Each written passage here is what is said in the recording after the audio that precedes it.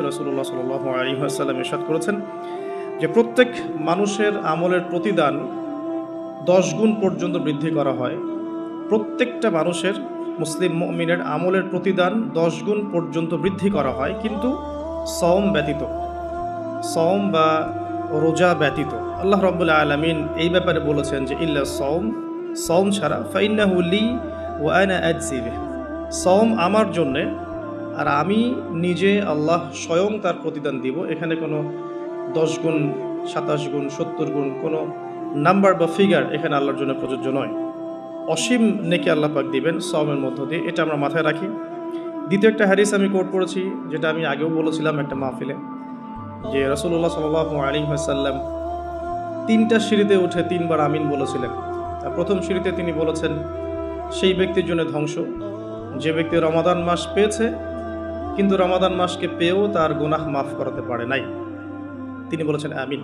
দ্বিতীয় সিঁড়িতে তিনি বলেছিলেন সেই ব্যক্তির জন্য ধ্বংস যে ব্যক্তি বৃদ্ধ পিতামাতাকে পেয়েছে কিন্তু পিতামাতার খেদমত করে জান্নাত লাভ করতে পারেনি, তার জন্য ধ্বংস। তৃতীয় সিঁড়িতে তিনি বলেছিলেন সেই ব্যক্তির জন্য ধ্বংস যে ব্যক্তির সামনে নবী সাল্লাল্লাহু আলাইহি ওয়াসাল্লামের নাম উচ্চারিত হয়েছে কিন্তু নাম শুনেও সে দরুদ পাঠ করেনি, সাল্লাল্লাহু আলাইহি ওয়াসাল্লাম এই কথাটা বলে নাই।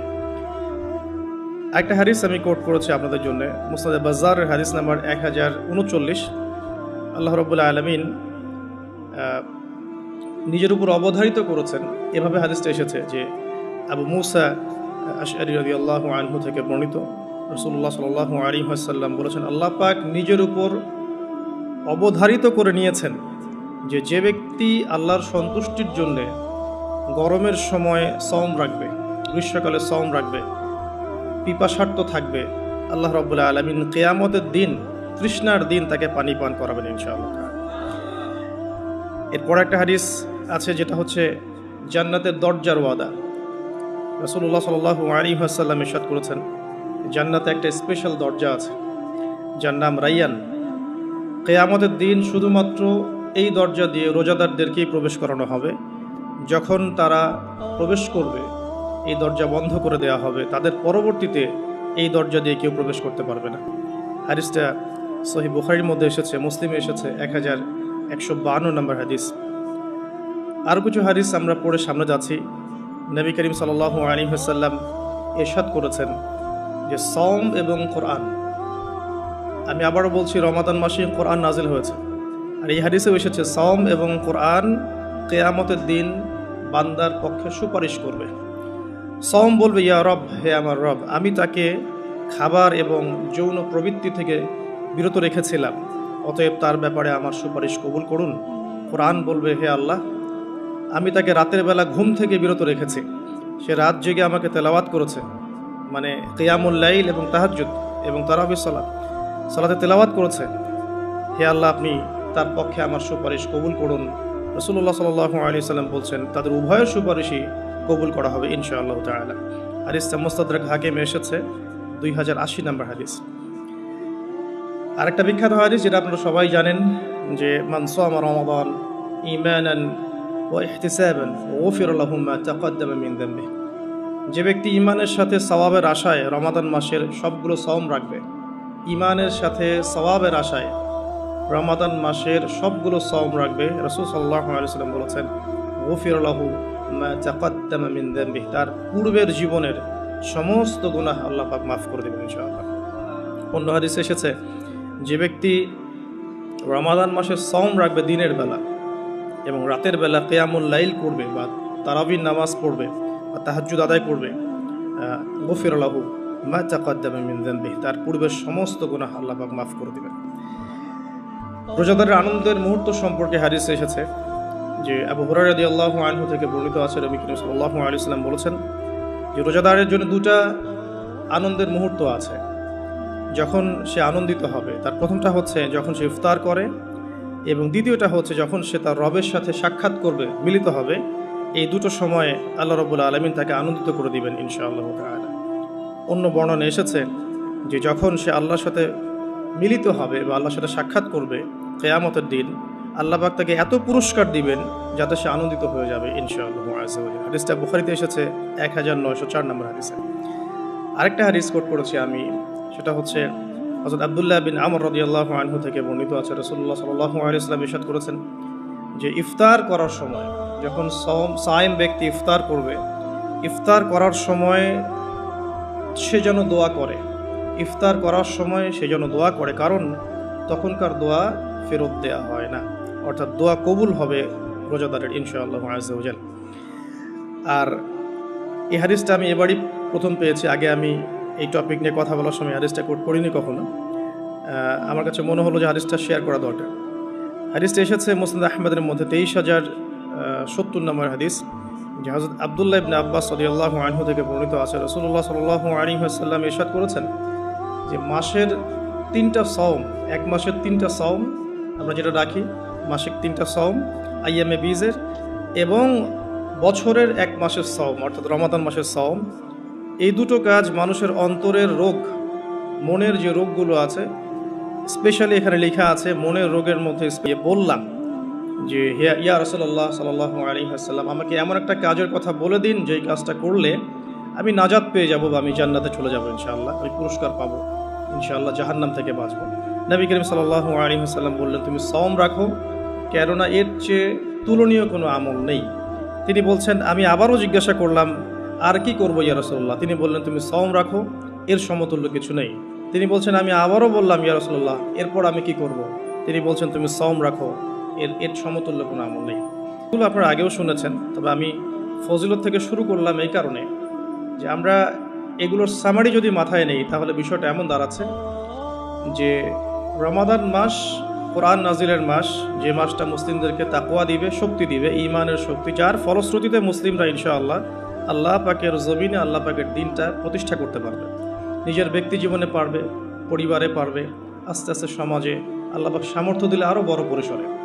এর জন্য যে তাকওয়ার দরকার, যে শক্তির দরকার এবং যে কিতাবের দরকার, 3টা বিষয় রমাদান মাসের সাথে সম্পৃক্ত।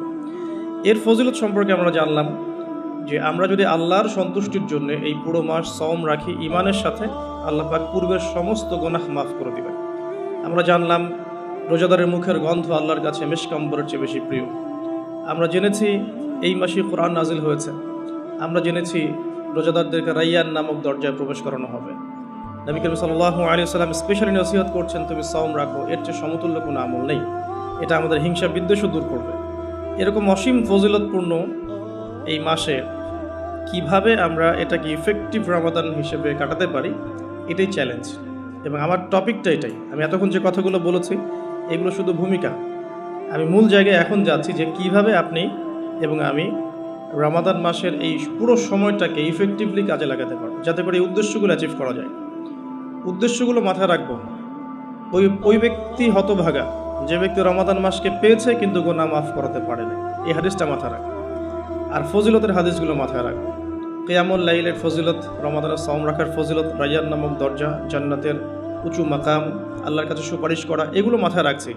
মূল উদ্দেশ্য হচ্ছে ইফেক্টিভলি রমাদানকে কাটানো, যাতে করে তাকওয়া অবলম্বন করা যায়, তাকওয়া অর্জন করা যায়। অনেকেই শুনেছি তাকওয়া, আল্লাহ ভীতি, আল্লাহর নিষেধকৃত বস্তুগুলো থেকে দূরে থাকা, কিন্তু অর্জন করার মাধ্যমগুলো কি, কোন কোন কাজগুলোর মধ্য দিয়ে অর্জন করা যায়, এটা কিন্তু আমরা খুব একটা আলোচনা করি না। আমরা ইফেক্টিভ রমাদানের প্রথম যে কাজটার কথা লিখেছি, আমি নোট করেছি এখানে মোটামুটিভাবে 20টার কথা। আমি স্টার্ট করছি এখান থেকে।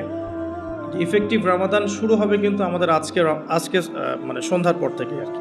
আমরা নিশ্চয়ই পশ্চিমা সংস্কৃতির মতো রাত 12টার সময় রাত দিন কাটাই না। আমরা জানি আমাদের রাত এবং দিন শুরু হয় সূর্য ওঠা এবং ডোবার সাথে সম্পৃক্ত।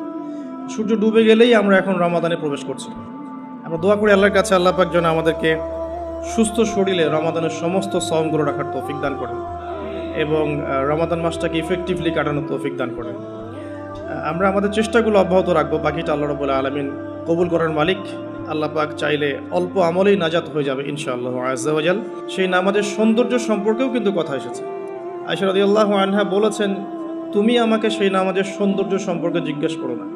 হাদিসের কথাটা কিন্তু এমন ছিল, তুমি আমাকে, রাবিকে আয়েশা রাদিয়াল্লাহু আনহা বলছেন, তুমি আমাকে এই নামাজের সৌন্দর্য সম্পর্কে জিজ্ঞেস করো না। তিনি কিয়াম করলেন, প্রথম রাকাতেই 1 পারা 2 পারা 2.5 পারা কোরআন পড়ে ফেললেন এবং রুকু করলেন। রুকুতে ততক্ষণ থাকলেন যতক্ষণ তিনি কিয়ামে ছিলেন। রুকু থেকে উঠে ততক্ষণ দাঁড়িয়ে থাকলেন যতক্ষণ রুকুতে ছিলেন, সিজদায় গিয়ে ততক্ষণ থাকলেন যতক্ষণ তিনি দাঁড়িয়েছিলেন, তার পা ফুলে যেত। আমরা রাকাত সংখ্যা নিয়ে ঝগড়া করি, কিন্তু তিনি অল্প রাকাত নামাজের যে দলিল, সেখান থেকে আমরা কোয়ালিটি নিয়ে কথা বলি না। আদৌ কি আমরা এভাবে 8 রাকাত নামাজ পড়ছি যেভাবে রাসূলুল্লাহ সাল্লাল্লাহু আলাইহি ওয়াসাল্লাম পড়েছেন?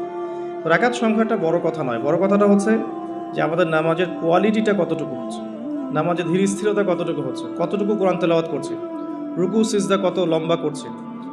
আমি জানি এখানে আমরা তার মতো করে করতে পারবো না, এটা আমি জানি, কিন্তু কিছু পরিবর্তন আমরা আনতে পারি। প্র্যাকটিক্যাল সে কথাগুলো বলবো ইনশাআল্লাহ। যেমন নর্মালি আমরা নামাজ দাঁড়িয়ে হয়তো সূরা ফাতিহা পড়ি, সূরা ফাতিহা পড়ার পরে আমরা একটা সূরা মিলিয়ে পড়ি। আমরা রমাদান মাসের সওমে একটা সূরার জায়গায় আরও কয়েকটা সূরা মিলিয়ে পড়তে পারি। আপনার কিয়ামটা কিন্তু লম্বা হবে। হয়তো আপনি হাফেজ নন, কিন্তু আপনি চাইলে কিন্তু কয়েকটা ছোট ছোট সূরা একসাথে পড়তে পারেন, যাতে করে আপনার টাইমটা কিন্তু লম্বা হচ্ছে, আপনার কিয়ামটা লম্বা হচ্ছে। এবার আপনি রুকু করছেন, রুকুতে গিয়ে আমরা সাধারণত একটা তাসবিহ পড়ে ফেলি, সুবহান রাব্বিয়াল আযীম, সবাই এটাই পড়ি, ম্যাক্সিমাম মানুষ 3 বার পড়ে আমার জানা মতে। রমজান মাসে আপনি এটাকে সৌন্দর্যমণ্ডিত করতে পারেন, আপনি চাইলে আরও একটা তাসবিহ অ্যাড করতে পারেন, সুবহানাকা আল্লাহুম্মা রাব্বানা ওয়া বিহামদিকা আল্লাহুম্মা গফিরলি, এটা একটা তাসবিহ আছে। অথবা সুবহুন কুদ্দুসুন রব্বুল মালাইকাতি ওয়ার রূহ, এটা অ্যাড করতে পারেন। আপনি কিন্তু আরও এক্সট্রা 2টা তাসবিহ অ্যাড করলেন, আপনার রুকুটা লম্বা হলো, নামাজটার মধ্যে সৌন্দর্য বাড়লো। আমরা উঠে দাঁড়িয়ে অনেক সময় সামি আল্লাহু লিমান হামিদা বলেই আমরা চলে যাই সিজদায়। আমরা কিন্তু ওখানে রব্বানা ওয়া লাকাল হামদের পরেও হামদান কাসীরান তাইয়িবান মুবারাকান ফীহি বলতে পারি, সময়টা বাড়লো, রুকুটার সৌন্দর্য বাড়লো। সিজদায় গিয়ে আমরা যা করি সুবহান রাব্বিয়াল আ'লা 3 বার বলি, উঠে চলে আসি। অনেকে হয়তো 3 বারের জায়গায় 5 বার, 7 বার, 10 বার অনেকে এভাবে বলি। কিন্তু আমরা এই রমজান মাস থেকে নিয়াত করতে পারি, চেষ্টা করতে পারি যে সিজদায় গিয়ে আমরা একাধিক তাসবিহ পড়লাম এবং কমপক্ষে 1-2টা দোয়া হলেও সিজদায় করলাম। আল্লাহুম্মা আতিনা ফিদ দুনিয়া হাসানা ওয়া ফিল আখিরাতি হাসানা ওয়া কিনা আযাবান নার। এই দোয়াটা জানে না এমন কোনো মানুষ কিন্তু নাই। আর নবী সাল্লাল্লাহু আলাইহি ওয়াসাল্লাম বলেছেন, সিজদায় মানুষ আল্লাহর এত কাছে থাকে যত কাছে সে কখনোই থাকতে পারবে না। তো আমরা সিজদায় দোয়া করলে সিজদার সময়টা বাড়লো, নামাজের সৌন্দর্য বাড়লো। আমরা নবী সাল্লাল্লাহু আলাইহি ওয়াসাল্লামের মতো পা ফলানো নামাজ না পড়তে পারলেও অ্যাটলিস্ট নামাজের টাইমটা বাড়াতে পারলাম, সৌন্দর্য বাড়লো। এটাই হচ্ছে কিন্তু মূল বিষয় তারাবির সালাতের। কত লম্বা সময় ধরে আমি আল্লাহর সাথে কথোপকথন করতে পারি। আমরা তাশাহুদ দরুদের পরে দোয়া মাসুরা পড়ে অনেকে সালাম ফিরিয়ে ফেলি। এখানে কিন্তু আরও দোয়া করার সুযোগ আছে। স্পেশাল আল্লাহুম্মা ইন্নী আউযু বিকা মিন আযাবিল কবরি ওয়া আযাবি জাহান্নাম ওয়া মিন ফিতনাতিল মাহইয়া ওয়াল মামাত ওয়া মিন শাররি ফিতনাতিল মাসিহিদ দাজ্জাল। এই দোয়া কিন্তু করার কথা জোরভাবে হাদিসে এসেছে যে তোমরা 4টা বিষয় থেকে আশ্রয় চাও। এছাড়াও কিন্তু আপনি সালাম ফেরানোর আগে যে কোনো দোয়াই করতে পারছেন কোরআন এবং সুন্নাহ থেকে। নামাজটা লম্বা হলো, নামাজে আপনি আল্লাহর সাথে বেশি কথা বলতে পারলেন, নামাজের মধ্যে প্রশান্তি পাওয়া গেল। এভাবে নামাজ পড়ার পরে দেখবেন 2 রাকাত নামাজ পড়লে আপনার মনের মধ্যে শান্তি চলে আসছে। অথচ 3G 4G স্পিডে আপনি 10 রাকাত 20 রাকাত নামাজ পড়লে কিন্তু মনের মধ্যে শান্তি পাচ্ছেন না। মূল বিষয়টা কিন্তু এই জায়গায়। প্রথমে স্টার্টটা হবে আমাদের তারাবি থেকে আজকে। আর তারাবির সালাত যে ইমাম পড়াবেন, আমি অবশ্যই রিকোয়েস্ট করব তিনি যেন খতমই পড়ান। রমজান মাসে যদি কোরআন খতম না দিই তাহলে আমরা কোন মাসে কোরআন খতম দিব? এবং খতম দিতে হবে বলেই যে খুব জোরে তেলাওয়াত করতে হবে 5G স্পিডে, যাতে কেরাত কি করা হচ্ছে ইমাম সাহেবও বুঝতে পারছেন না, মুক্তাদিও বুঝছেন না। এখানে নামাজে কোরআনের হকটা ঠিকমতো আদায় হয় না। একটু ধীর স্থিরভাবে পড়া যেতে পারে। আমরা হয়তো প্রত্যেকটা আয়াতের শেষে ওয়াকফ করতে পারছি না, যেটা নবী সাল্লাল্লাহু আলাইহি ওয়াসাল্লামের সুন্নাহ ছিল। নবী করিম সাল্লাল্লাহু আলাইহি ওয়াসাল্লাম কিন্তু প্রত্যেকটা আয়াতের শেষে ওয়াকফ করতেন, থামতেন, থেমে থেমে তিনি তেলাওয়াত করতেন। হয়তো আমরা সেটা করতে পারি না, কিন্তু আমরা চেষ্টা করতে পারি তেলাওয়াতটার টেম্পোটা যেন কমে যায়, যাতে করে 2 রাকাত নামাজ পড়তে মিনিমাম 5 থেকে 8 মিনিট সময় লাগে। এই নামাজটা পড়লে আমরা মোটামুটিভাবে কিছুটা হলেও হক আদায় করতে পারবো ইনশাআল্লাহ। আমি কিছু প্র্যাকটিক্যাল কথা বলছি, কারণ প্র্যাকটিক্যালি দেখে দেখে আমার কাছে এগুলো মনে হয়েছে, এই টিপসগুলো হয়তো এগুলো কাজে দেবে ইনশাআল্লাহ। এছাড়াও আমরা জামাতের সাথে নামাজ পড়ার পর আমরা যেটা করতে পারি সেটা হলো শেষ রাত্রে আমরা আবারও ওঠার অভ্যাস করতে পারি। আমরা যদি আর্লি ঘুমিয়ে যাই, এবং রমাদান মাসে আমাদের এটা অভ্যাস করতে হবে, আমরা যেন আর্লি ঘুমাই। আর্লি যদি ঘুমিয়ে যাই আমরা শেষ রাতে ইনশাআল্লাহ সাহারি করার মিনিমাম 1 ঘন্টা 1.5 ঘন্টা আগে যদি উঠতে পারি, শেষ রাতে গিয়ে আমরা আবারও কিন্তু 2-4 রাকাত 8-10 রাকাত নামাজ পড়তে পারবো ইনশাআল্লাহ, এবং পরিবারের সদস্যদেরকে ওঠাতে পারবো। আর এই সময়টা সেই সময় যে সময় আল্লাহ রাব্বুল আলামিন প্রথম আসমানে নেমে আসেন এবং বান্দার জন্য আহ্বান করতে থাকেন, কে আছো আমার কাছে কিছু চাইবে আমি তোমাকে তা দেবো, কে আছো আমাকে ডাকবে আমি তোমার ডাকে সাড়া দেবো, কে আছো আমার কাছে ইস্তেগফার করবে আমি তোমার গুনাহগুলোকে মাফ করে দিব। তো শেষ রাত্রে দোয়া কবুল হয়। দোয়া কবুলের এই সময়টাতে আমরা যেন ঘুমিয়ে না কাটাই, মিনিমাম 1 ঘন্টা আগে আমরা ওঠার চেষ্টা করব শেষ রাত্রে। তাহলে ওই সময়টা আমরা ইনশাআল্লাহ তাআলা ইবাদতে কাটাতে পারবো। আল্লাহ পাক তৌফিক দান করুন, আমিন। তো আমরা রমাদানের স্টার্টটা করব আজকের তারাবি থেকে, এবং আজকের রাতের আপনার শেষ রাত্রে কিছু নামাজের মধ্য দিয়ে, যেটাকে অনেকে তাহাজ্জুদ বলে থাকেন। আর এরপরে আমরা যে বিষয়গুলোর দিকে ফোকাস করব সেটা হচ্ছে সাহরি এবং ইফতার। যেহেতু আমরা শুরু করছি তারাবি দিয়ে, তারপর ঘুমাচ্ছি, ঘুম থেকে উঠে আবার তাহাজ্জুদে উঠছি, তাহাজ্জুদের নামাজ পড়ার পর আমরা কিন্তু সাহরি পড়ব। সাহরি আর ইফতার দুটাকে আমি একসাথে লিখেছি এই কারণে, এই দুটার মূল মেসেজ একটাই। রমজান মাসে আমাদেরকে নিয়াত করতে হবে এবং চেষ্টা করতে হবে সাহরি এবং ইফতারে যেন খুব বেশি না খাই। প্রথম কথা হচ্ছে এটা, সাহরি এবং ইফতারে এত বেশি খাওয়া যাবে না যেটা আপনার সওমের আধ্যাত্মিকত্ব নষ্ট করে ফেলবে। সওমের যে রুহানিয়াত বা আধ্যাত্মিকত্ব আছে, এটা বেশি খেলে নষ্ট হয়ে যাবে, বেশি ঘুমালে নষ্ট হয়ে যাবে, বেশি কথা বললে নষ্ট হয়ে যাবে, আড্ডা পিটালে, গল্প করলে, অনলাইনের সময় অপচয় করলে বা অন্যান্য মুভিজগুলো দেখলে আপনার রমাদানের নূর কিন্তু নষ্ট হয়ে যাবে। বেশি খাওয়ার অভ্যাসটা ত্যাগ করতে হবে রমাদান মাস থেকেই। আমরা কিছু কিছু বিধান দেখেছি যেটা কোরআন এবং হাদিসে আছে, বাস্তবিক খুব একটা আমল আসলে নাই। তার মধ্যে অন্যতম একটা হচ্ছে খাওয়ার সুন্নত। খাওয়ার সুন্নত আমাদের সবার মধ্যে খুব একটা নাই, থাকলে আমাদের ফিটনেসগুলো এমন হতো না আসলে। খেয়াল করে দেখবেন, এই 8 তলা উঠতে কিন্তু অনেকে হাঁপায় গেছে। তো এই ফিটনেসগুলো কিন্তু আমাদের ক্ষতি করছে, আমরা বুঝতে পারছি না। আমি রমাদান মাসে রিকোয়েস্ট করব, বেশি খাবেন না, পেটের 3 ভাগের 1 ভাগ খাবেন, এবং কোনোভাবেই কোনো ম্যানুফ্যাকচার্ড খাবার খাবেন না। কোনো ম্যানুফ্যাকচার্ড ফুড আপনার শরীরের ভিতরে ঢুকতে দিবেন না। ম্যানুফ্যাকচার্ড বলতে বোঝাচ্ছি মানুষ যেগুলোকে প্রডিউস করে মার্কেটিং করছে, যেগুলোর মধ্যে সাইড ইফেক্ট আছে এবং যেগুলোর মধ্যে পুষ্টি উপাদান কম। বাসায় হোমমেড ফুড খাবেন। অনেক সময় দেখা যায় সাহরি এবং ইফতারে আমরা এত বেশি ভোজন রসিক হয়ে পড়ি যে আমরা তারাবির নামাজ ঠিকমতো পড়তে পারি না, অসুস্থ হয়ে যাই, পেট খারাপ হয়ে যায়। এই জন্য বাসার নর্মাল কমন খাবারগুলো খাবেন, এবং এই সিজনে বেশি বেশি মানে জুসি জিনিসগুলো খাওয়ার চেষ্টা করতে হবে স্পেশালি। তাহলে আমরা ফিজিক্যালি ফিট থাকবো ইনশাআল্লাহ।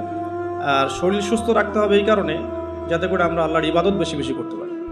তো আল্লাহ পাক আমাদের সবাইকে খাবার নিয়ন্ত্রণ করার তৌফিক দান করুন। আর যে ব্যক্তি খাবারকে নিয়ন্ত্রণ করতে পারে না, সে কিন্তু প্রবৃত্তিকে নিয়ন্ত্রণ করতে পারবে না। একজনের সামনে অনেকগুলো খাবার এনে দেন, তার খাওয়ার স্টাইলটা দেখে আপনি গেস করতে পারবেন তার ভিতরে প্রবৃত্তি নিয়ন্ত্রণের ক্ষমতা কতটুকু। তার খাবারের স্টাইলটা দেখবেন, কীভাবে সে খাচ্ছে, সে কি গোগ্রাসে খাচ্ছে নাকি রিল্যাক্সে খাচ্ছে, খাবার দেখে কি তার মধ্যে মানে লোলুপতা প্রকাশ পাচ্ছে, তাহলে বুঝবেন সে ব্যক্তি প্রবৃত্তিকে নিয়ন্ত্রণ করতে পারবে না। এই বিষয়টা খেয়াল রাখবেন। আমরা খাবার যত বেশি প্রডিউস করব, তত বেশি আমাদের মা বোনদেরকে রান্না করা থাকতে হবে। এতে করে তাদেরও রোজার যে মাহাত্ম্য এবং রোজার যে রুহানিয়াত, তারাও হারাবে, সময়ের অপচয় হবে, তাদের প্রতি এক কাইন্ড অফ জুলুম করা হবে। যদি 2-3টা আইটেমে আমার খাবার হয়ে যায়, 10টা আইটেম করার কোনো প্রয়োজন নাই। সো ম্যানুফ্যাকচার্ড খাবার আমরা বাদ দিব, ম্যানুফ্যাকচার্ড ড্রিঙ্কস বাদ দিব, এবং হোমমেড খাবারগুলো থেকে অভ্যস্ত হবে ইনশাআল্লাহ। আল্লাহ পাক তৌফিক দান করুন, আমিন। এবং রমাদান মাসে আমরা যেগুলো করার নিয়াত করছি, এগুলোকে সারা বছর কিন্তু ধরে রাখতে হবে আর কি।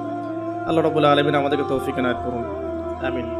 তো তারাবি, তাহাজ্জুদ এবং খাবারের পরে ইফতারের কথাটা একটু অ্যাড করে দিই, যে ইফতারে এত বেশি খাবেন না যাতে করে তারাবির নামাজটা আপনি পড়তে না পারেন। ইফতারে নবী সাল্লাল্লাহু আলাইহি ওয়াসাল্লাম যে খাবারগুলো খেতেন, সেই সুন্নাহ সম্মত খাবারগুলো খাওয়ার চেষ্টা করবেন ইনশাআল্লাহ। আল্লাহ পাক তৌফিক দান করুন। এরপরে আমি যে কয়েকটা পয়েন্টস লিখেছি, তার মধ্যে একটা হচ্ছে যে রমাদান মাসে সওম রাখা অবস্থায় প্রথম কাজ আমাদের 5 ওয়াক্ত সালাত জামাতে পড়া। সারা বছর কি করেছি, তো এই রমাদান মাস থেকে নিয়াত করতে হবে যে 5 ওয়াক্ত সালাত যেন জামাত না ছুটে যায়। এটা যারা লোকাল তাদের জন্য খুব প্রযোজ্য, যারা মুসাফির তাদের হয়তো ছুটতে পারে। যদি ছুটেও যায়, একা একা পড়ে ফেলতে হবে। যদি সম্ভব হয় বাসায় জামাত করা যেতে পারে, যদি ছুটে যায়। রমাদান মাসে 5 ওয়াক্ত সালাত জামাতে পড়লে অন্যান্য মাসের যে নেকি, তার চেয়ে মিনিমাম 70 গুণ নেকি বেশি হবে ইনশাআল্লাহ। আর জামাত একটা ফজরের সালাত এবং এশার সালাত, এই দুটো জামাত যেন কোনোভাবেই না ছুটে যায়। আল্লাহ পাক আমাদেরকে তৌফিক এনায়েত করুন, আমিন।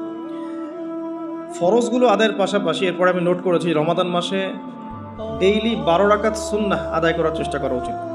আমরা অনেক সময় দেখা যায় ফরজ নামাজগুলো পড়ি, সুন্নত নামাজগুলো তো অনেক সময় গাফিলতি হয়ে যায়, মিস হয়ে যায়। রমাদান মাসে ফরজকে যতটা গুরুত্ব দিচ্ছি, সুন্নাহকেও ততটা গুরুত্ব দেওয়া উচিত। কারণ এই মাসে একটা নফল আপনাকে সুন্নার নেকি দিয়ে দিবে, একটা সুন্না আপনাকে ফরজের নেকি দিয়ে দিবে ইনশাআল্লাহ। তো 12 রাকাত সুন্নাহ এই কারণে বলেছি, কারণ এটা সহজ সাধ্য এবং সবাই করতে পারবে ইনশাআল্লাহ। ফজরের আগের 2 রাকাত সুন্নাহ, জোহরের পূর্বে 4, পরে 2, এশার পরে 2 আর মাগরিবের পরে 2, এই যে মোট 12 রাকাত সুন্নাহ। নবী সাল্লাল্লাহু আলাইহি ওয়াসাল্লাম বলেছেন, যে ব্যক্তি এই 12 রাকাত সুন্নাহ আদায় করবে প্রতিদিন, তার জন্য জান্নাতে একটা করে ঘর নির্মাণ করা হবে ইনশাআল্লাহ তাআলা। তো রমাদান মাসে আমরা এই সুযোগটা নষ্ট করব না। আল্লাহ পাক আমাদেরকে তৌফিক এনায়েত করুন, আমিন। তো 5 ওয়াক্ত সালাত জামাতের সাথে 12 রাকাত সুন্নাহ। আমরা কিন্তু প্রতিটা কাজ করছি কি উদ্দেশ্যে? ওই যে শেষের অংশটুকু, লাআল্লাকুম তাত্তাকুন। এই যে তারাবি, আমার এই তাহাজ্জুদ, আমার এই কম খাওয়া, আমার এই কম কথা বলা, কম মেলামেশা করা মানুষের সাথে, আমার হালাল স্ত্রীকে ছেড়ে দেয়া, খাবার পানি ছেড়ে দেয়া, 5 ওয়াক্ত নামাজ জামাতে পড়া, ডেইলি 12 রাকাত সুন্নাহ আদায় করা, এগুলোর উদ্দেশ্য কি? আমার উদ্দেশ্যটা কিন্তু ওইটা, লাআল্লাকুম তাত্তাকুন, যাতে করে আমি শক্তি অর্জন করতে পারি, যেই শক্তি দিয়ে আমি ইসলামের বিজয় অর্জন করতে পারবো। উদ্দেশ্য কিন্তু আমাদের এইটা। এগুলো জাস্ট কাজ এবং মাধ্যম।